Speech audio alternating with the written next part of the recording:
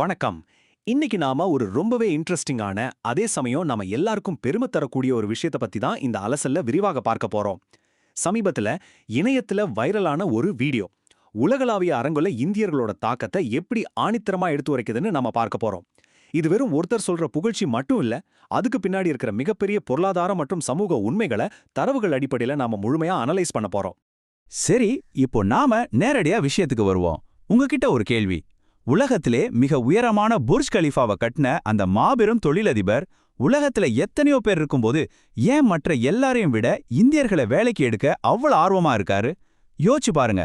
இது வெறும் திறமை சம்பந்தப்பட்ட விஷயம் கிடையாது. அதுக்கும் மேல உழைப்பு அப்படிங்கிற ஒரு தத்துவத்துல தான் இதற்கான பதிலே அடங்கிருக்கு. உலக அளவுல இந்தியர்களோட வேலை நெறிமுறைகளை எப்படி பார்க்கறாங்க அப்படிங்கிறதுக்கு இது ஒரு மிகச்சிறந்த உதாரணம். சமீபத்தில் அபுதாபியில நடந்த make it in the Emirates உச்சி மாநாட்டில் எம்ஆர் ப்ராப்பர்ட்டிஸ் நிறுவனத்தோட ஃபவுண்டர் முகமது அலப்பார் ஒரு விஷயத்த சொன்னார். அது இணையத்தில் அப்படியே வைரல் ஆயிடுச்சு. அவர் என்ன சொன்னார் தெரியுமா? நடுராத்திரி 1 மணிக்கு ஃபோன் பண்ணா கூட இந்தியர்கள் வேலைக்காக பதில் சொல்வாங்க, அதனால தான் எனக்கு அவங்கள வேலைக்கு வைக்க பிடிக்கும்னு சொன்னார். இந்த ஒற்றை வரிய நடிகர் ஆர் மாதவன் கூட தன்னோட இன்ஸ்டாகிராம் பக்கத்தில் ரொம்ப பெருமையா ஷேர் பண்ணியிருந்தாரு.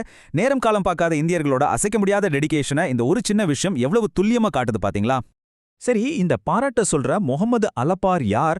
அவரோட பேக்ரவுண்ட் என்னன்னு பார்த்தா, 1981ல சியாட்டில் யூனிவர்சிட்டியில படிச்சு முடிச்சுட்டு 1992ல துபாயோட பொருளாதாரத்துறையில நிறுவன இயக்குனரா இருந்திருக்கார். அதுக்கப்புறம் 1997ல எம்ஆர் ப்ராப்பர்ட்டிஸ் ஆரம்பிச்சு இன்னைக்கு உலகமே வியந்து பார்க்குற புர்ஜ் கலீஃபா, துபாய் மாலையெல்லாம் உருவாக்குனது இவர்லாம். அப்போ இப்படிப்பட்ட ஒரு குளோபல் பிசினஸ் ஐகான் நம்மள பாராட்டுறாருன்னா அந்த வார்த்தைகளுக்கு எவ்வளவு பெரிய வெயிட் இருக்கும்னு நினைச்சு பாருங்க. இங்கே இன்னொரு சுவாரஸ்யமான விஷயம் என்னன்னா, இவ்வளோ பெரிய சக்சஸ்ஃபுல் பிசினஸ்மேன் ஆன அலப்பார் ரொம்பவே கேஷுவலா என்னோட ஐக்கியூ என்ன ஒரு ஆவரேஜ் தாங்க, ஆனா என்னோட ஹார்ட் ஒர்க் இருக்கே அதுதான் பெஸ்ட் அப்படின்னு சொல்றார். எவ்வளோ பெரிய திறமையா இருந்தாலும் உழைக்க தவறும்போது ஒரு சாதாரண உழைப்பு அந்த திறமைய ஈஸியா ஜெயிச்சிடும் அப்படிங்கிறது தான் அவரோட ஆழமான நம்பிக்கை. அவர் தன்னோட வெற்றிக்கு சொல்ற ஒரே ரகசியம் இந்த தொடர்ச்சியான கடின உழைப்பு மட்டும்தான். அப்போ இதுலேருந்து நமக்கு என்ன புரியுது? வெறும் பெரிய டிகிரியோ இல்ல பயங்கரமான புத்திசாலித்தனமோ மட்டும் ஒருத்தரை வெற்றியாளரா மாத்திராது. அதை விட முக்கியம் டிசிப்ளின், அதாவது ஒழுக்கம், அப்புறம் கன்சிஸ்டன்சி. எந்த அளவுக்கு நாம தொடர்ந்து ஒரு விஷயத்த செய்றோம், அப்புறம் டெடிகேஷன். இந்த அர்ப்பணிப்பு உணர்வும் பொறுப்புணர்வும் இந்தியர்கள் கிட்ட இயல்பாவே ரத்தத்துல ஊர்ன ஒரு விஷயம்னு அவர் நம்புறாரு. ஒரு பிசினஸ் நீண்ட காலம் நிலைச்சு நிக்கணும்னா இந்த குவாலிட்டிஸ் தான் ரொம்ப முக்கியம். ஆனா அவரு சொல்ற இந்த கடின உழைப்புங்கிறது சும்மா கண்ணை மூடிக்கிட்டு கடிகாரத்தை பார்க்காம மாடு மாதிரி உழைக்கிறது கிடையாதுங்க.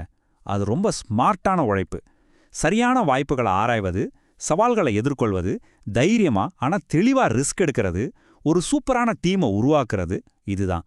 2008ல் வந்த உலகளாவிய பொருளாதார வீழ்ச்சியா இருக்கட்டும், இல்ல ரீசெண்டா வந்த கோவிட் டைமா இருக்கட்டும், எம்ஆர் நிறுவனம் அசங்காம நின்னதுக்கு இந்த ஸ்மார்ட்டான திட்டமிடலும் உழைப்பும் தான் காரணம். சரி, இப்போ நாம கொஞ்சம் பெரிய அளவுல, அதாவது மேக்ரோ லெவல்ல இதை பார்ப்போம். இன்னைக்கு யுஏஇயோட மொத்த மக்கள் தொகையில சுமார் 4.306 மில்லியன் பேர் இந்தியர்கள் தாங்க. அதாவது அங்க இருக்கிற ஒட்டுமொத்த மக்கள் தொகையில கிட்டத்தட்ட 38% மேல நம்ம ஆட்கள் தான்.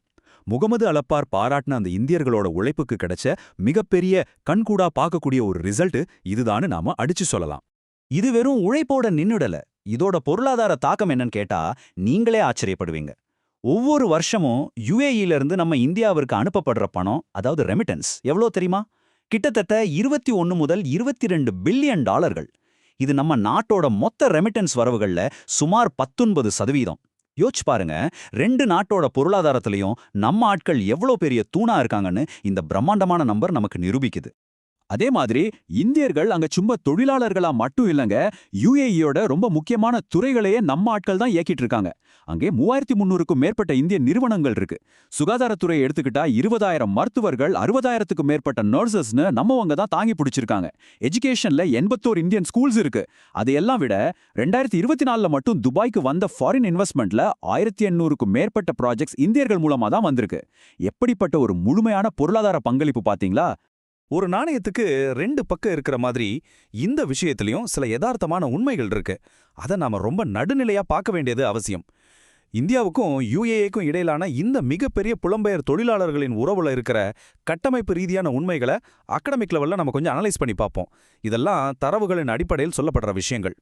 இவ்வளவு பெரிய தொழிலாளர் சந்தைக்கு பின்னாடி சில ஸ்ட்ரக்சரல் சவால்களும் இருக்கத்தான் செய்யுது. குறிப்பா இந்த கஃபாலான்னு சொல்லப்படுற ஸ்பான்சர்ஷிப் சிஸ்டம்னால சில கட்டுப்பாடுகள் இருக்கு. அதே மாதிரி ப்ளூ காலர் ஒர்க்கர்ஸ், அதாவது உடல் உழைப்பு தொழிலாளர்கள் எதிர்கொள்ளும் சில பாதிப்புகள், சில நேரங்கள்ல சம்பளம் தாமதமாகிறது, அப்புறம் ஆயில் மார்க்கெட்ல வர்ற ஏற்ற இறக்கங்கள், இதெல்லாம் சில அமைப்பு ரீதியான சவால்களா இருக்குங்கிறத தரவுகள் வெளிப்படையாகவே நமக்கு காட்டுது. ஆனா இந்த சவால்களை அப்படியே விட்டுறல. இதை எதிர்கொள்ள இந்திய அரசாங்கம் நிறைய முக்கியமான பாதுகாப்பு திட்டங்களை கொண்டு வந்திருக்காங்க.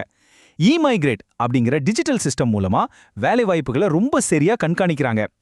எமர்ஜென்சி டைம்ல உதவுறதுக்கு இந்திய சமூக நல நிதி கை கொடுக்குது. அதே மாதிரி PPPY மூலமா இன்சூரன்ஸ் வழங்குறாங்க. அது மட்டும் இல்லாம நம்ம ஆட்கள் வெளிநாடு போறதுக்கு முன்னாடியே அங்க எப்படி இருக்கணும், என்னென்ன விஷயங்கள் கவனிக்கணும்னு ப்ரீ டிபார்ச்சர் ட்ரைனிங்கும் கொடுக்குறாங்க. இந்திய அரசாங்கம் மட்டுமில்லாம UAE கவர்மெண்ட்டும் புலம்பெயர் தொழிலாளர்களோட உரிமைகளை பாதுகாக்கிறதுக்காக ரொம்பவே முற்போக்கான நிறைய சீர்திருத்தங்களை பண்ணியிருக்காங்க. வேஜ் ப்ரொடெக்ஷன் சிஸ்டம் மூலமா சம்பளம் கரெக்டா போய் சேருதான்னு உறுதி பண்றாங்க. முதலாளிகள் யாருமே தொழிலாளர்களோட பாஸ்போர்ட்டை பறிமுதல் செய்யக்கூடாதுன்னு தடை விதிச்சிருக்காங்க. அப்புறம் சில குறிப்பிட்ட ரூல்ஸ் படி தொழிலாளர்கள் அவங்க ஸ்பான்சர்ஷிப்பை மாத்திக்கவும் இப்போ அனுமதி கொடுத்திருக்காங்க. இந்த மாபெரும் பொருளாதாரத்தை உருவாக்கின தொழிலாளர்களை பாதுகாக்கிறதுல 2 நாடுகளுமே ரொம்ப முனைப்பா செயல்படுறதை நம்ம பார்க்க முடியுது. இப்போ நாம இந்த அலசலோட இறுதிக்கு வந்துட்டோம். ஒரு நாட்டோட வளர்ச்சியிலையும் சர்வதேச பொருளாதாரத்திலையும் நம்ம இந்தியர்களோட அர்ப்பணிப்பும் உழைப்பும் எந்த அளவுக்கு தாக்கத்தை ஏற்படுத்தியிருக்குன்னு தரவுகளோட நம்ம தெளிவா பார்த்தோம். திறமையை விட அர்ப்பணிப்போடு கூடிய கடின உழைப்பு தான் முக்கியம்னு முகமது அலபார் சொன்ன அந்த தத்துவம் இன்னைக்கு உலக அளவுல இந்தியர்களுக்கு ஒரு மிகப்பெரிய அங்கீகாரத்தை பெற்று தந்திருக்கு. இதெல்லாம் பார்க்கும்போது உங்ககிட்ட நான் கேட்குற கேள்வி ஒண்ணுதான். உங்களோட வாழ்க்கையில உங்களை முன்னிறுத்தி அடுத்த லெவலுக்கு கொண்டு போற அந்த வெற்றிக்கான ஃபார்முலா என்ன? கொஞ்சம் யோசிச்சு பாருங்க. மீண்டும் ஒரு சிறப்பான பதிவோட உங்களை சந்திக்கிறேன்.